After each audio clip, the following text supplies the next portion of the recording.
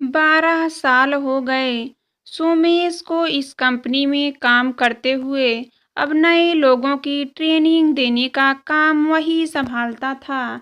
12 सालों में पद कमाई के साथ साथ परिवार भी बढ़ गया था उसका। हाल ही में वह दूसरी बार बाप बनने के गौरव से गर्वित हुआ था, लेकिन खुशी से ज़्यादा एक नई जिम्मेदारी बढ़ने का एहसास हुआ था। उसे सालों साल वही जिंदगी जीते जीते उकता गया था। वह उसकी पत्नी रूमी बच्चों में ही उलझी रहती थी। लंच टाइम में सोमेश जब खाना खाने बैठा तो टिफिन खोलते ही उसने बुरा सा मुंह बनाया। लगता है आज फिर भाभी जी ने टिड्डों की सब्जी बनाई है। नमन जी के मजाक में कहे ये शब्द उसे तीर की तरह चुभ गए, क्योंकि सचमुच रूमी ने टिड्डों की ही सब्जी दी थी। टिफिन में कुछ खिंचता हुआ सोमेश यूं ही कैंटीन के काउंटर की ओर बढ़ गया। सर, आप अपना टिफिन खुला ही भूल गए। मेज पर एक खनकती हुई आवाज पर उसने मुड़कर देखा। कंपनी में नई आई हुई लड़की रम्या उसका टिफिन उठाकर उसके पास ले आई थी। यूँ कंपनी में और भी लड़कियां थीं, लेकिन सोमेश उन सब पर थोड़ा रौब बनाकर ही रखता था। इतने बेवकूफ़ तरीके से कोई लड़की उसने कभी बात नहीं करती थी। सर, यह लीजिए, मैं इसी टेबल पर आपका टिफिन रख देती हूँ। सर, आप अगर बुरा ना मानो तो मैं भी इधर ही खाना खा लूँ। उस बड़ी वाली मेज पर तो जगह ही नहीं है। सोमेश ने बड़ी टेबल की ओर नजर दौड़ाई। सचमुच नए लोगों के आ जाने से बड़ी टेबल पर खाली जगह नहीं बची थी। उसने सहमत से सिर हिलाया। टिफिन रखते हुए रम्या के मुंह से निकल गया, वाह मेरी पसंदीदा टिड्डों की सब्जी। और फिर सोमेश की ओर देखकर कुछ ठिठक गई और चुपचाप अपना टिफिन खोलकर खाना खाने लगी। बरबस ही सोमेश की नज़र की रम्या की टिफिन में रखे आलू की पराठे पर पड़ गई। रम्या बेसन के आलू के पराठे खा रही थी और सोमेश भी किसी तरह सूखी रोटियां अचार के साथ निगल रहा था। सर, आप सब्जी नहीं खा रहे? आखिरकार रम्या बोल ही पड़ी, मुझे टिड्डे पसंद नहीं। सोमेश ने बेरुखी से कहा तो रम्या ने उसकी ओर आश्चर्य से देखा। रम्या की निगाहों से साफ जाहिर था कि उसकी पसंदीदा सब्जी की बुराई सुनकर उसे अच्छा नहीं लगा। खाना फेंकना नहीं चाहिए सर, रम्या ने किसी दार्शनिक की तरह कहा तो सोमेश को हंसी आ गई। अच्छा तो तुम ही खा लो यह टिड्डों की सब्जी। सच में लूं? लो सर। रम्या को जैसे मनचाही मुराद मिल गई। हाँ हाँ, ले लो। और तुम क्या मुझे आलू का पराठा दोगी? रम्या की बेफिक्री से सोमेश भी थोड़ा बेतुल्लुक होकर गया था। अरे बिल्कुल सर, मैं तो बोर हो गई हूँ आलू के पराठे खा खा कर। सुबह जल्दी में ये आसानी से बन जाते हैं, सब्जी बनाने के चक्कर में देर होने लगती है।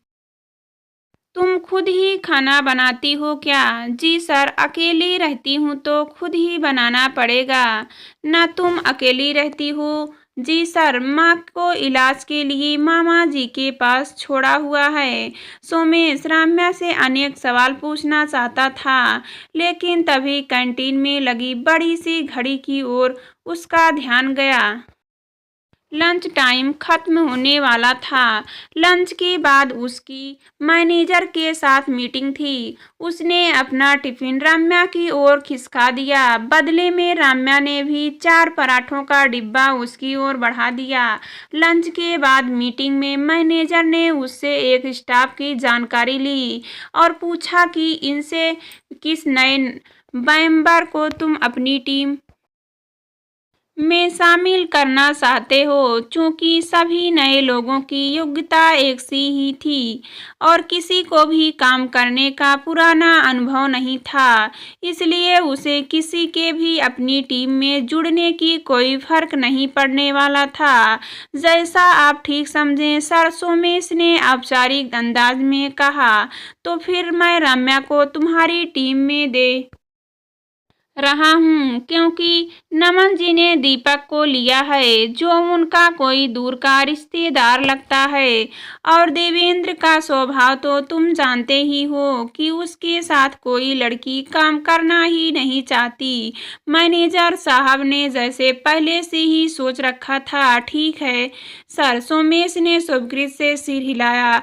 अगले दिन से रम्या सोमेश की टीम से जुड़ गई। थोड़ा और बेतुल्लुक होते हुए अब रम्या उसके टिफिन से मांग कर खाना खाने लग गई। आज शाम को जल्दी आ जाना, छोटे बेटे की टीका लगवाने जाना है। ऑफिस के लिए निकलते हुए सोमेश को पीछे से रूमी की आवाज सुनाई दी। आज्ञाकारी पति की तरह सिर हिलाते हुए सोमेश ने गाड़ी स्टार्ट की।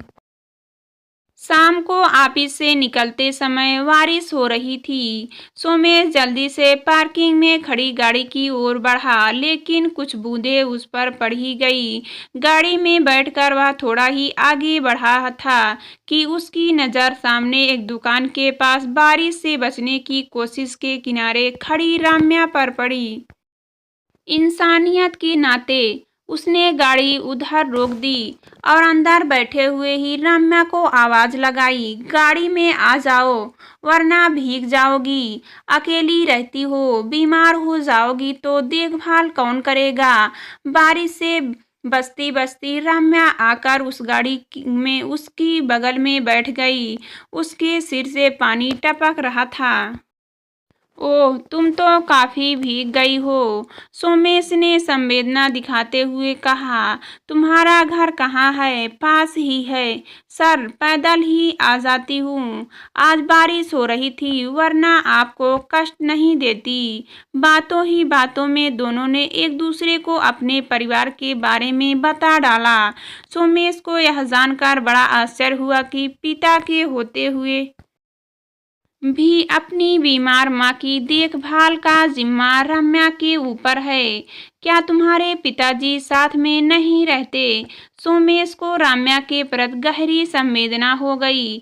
नहीं पिताजी, माँ के पूर्व सहपाठी उमेश अंकल को उनका प्रेमी मानकर उन पर शक करते हैं। अच्छा, अगर रिश्तों में इतनी कड़वाहट है तो वे तलाक क्यों नहीं ले लेती? कम से कम उन्हें अपने खर्च के लिए कुछ पैसे तो मिलेंगे।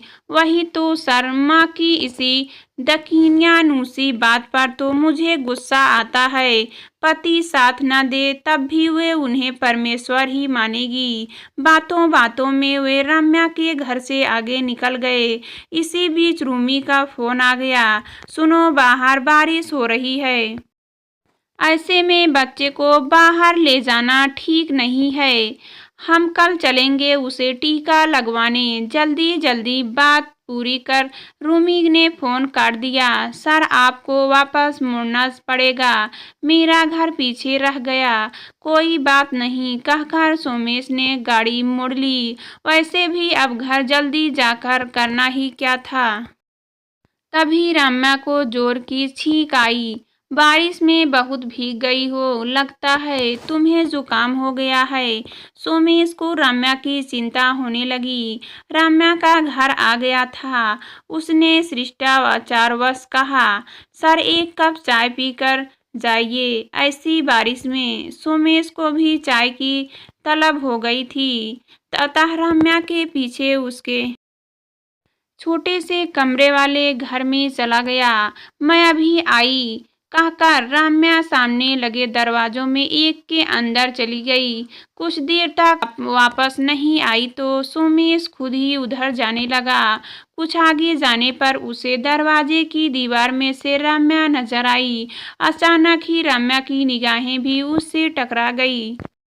उसने जल्दी से दरवाज़ा बंद किया, लेकिन कपड़े बदलती रम्या की एक झलक सोमेश को मिल चुकी थी। माफ़ कीजिएगा सर, दरवाजे की चिटकनी खराब है, अकेली रहती हूँ, इसलिए यही सही करवाने का समय ही नहीं मिलता। फिर नजरें झुकाए हुए भी वह चाय बनाकर ले आई। चाय का कप लेते हुए एक बार फिर सोमेश की निगाहें रम्या के चार हो गई। इस बार रम्या ने नजरें नहीं झुकाई, बल्कि खुद को आवेश के पलों में बहक जाने दिया। अर्शी का तरसा सोमेश रम्या का खुला निमंत्रण पाकर पागल ही हो बैठा। कुछ पलों को वह यह भी भूल गया कि वह शादीशुदा है और उसके दो बच्चे भी हैं। जब तक वह कुछ सोच समझ पाता, तीर कमान से निकल चुका था। वह खुद से नजरें नहीं मिला पा रहा था। रम्या ने उसे संयत किया, इतना परेशान होने की जरूरत नहीं है सर, यह तो शरीर की स्वाभाविक जरूरत है। मेरा पहले भी एक बॉयफ्रेंड था, आज का अनुभव मेरे लिए कोई नया नहीं है। आप कहें तो मैं इस बारे में किसी से कुछ नहीं कहूँगी। रम्या की बात सुनकर सोमेश ने किसी तरह खुद को संभाला और बिना कुछ कहे अपने घर का रास्ता लिया। अब सोमेश हर पल बेचैन रहने लगा। रम्या की उपस्थिति में उसकी यह बेचैनी और भी बढ़ जाती, जबकि रम्या बिल्कुल सामान्य रहती। वह रम्या के सानिध्य के बहाने ढूंढता रहता। घर छोड़ने के बहाने वह कई बार रम्या के घर गया। रम्या बड़ी सहजता से उसकी ख्वाहिश पूरी करती रही। बदले में सोमेश भी उसे कंपनी में तरक्की पर तरक्की देता रहा, और देता भी क्यों नहीं। रम्या पूरी तरह से विन विद सिचुएशन का मतलब जो समझ चुकी थी।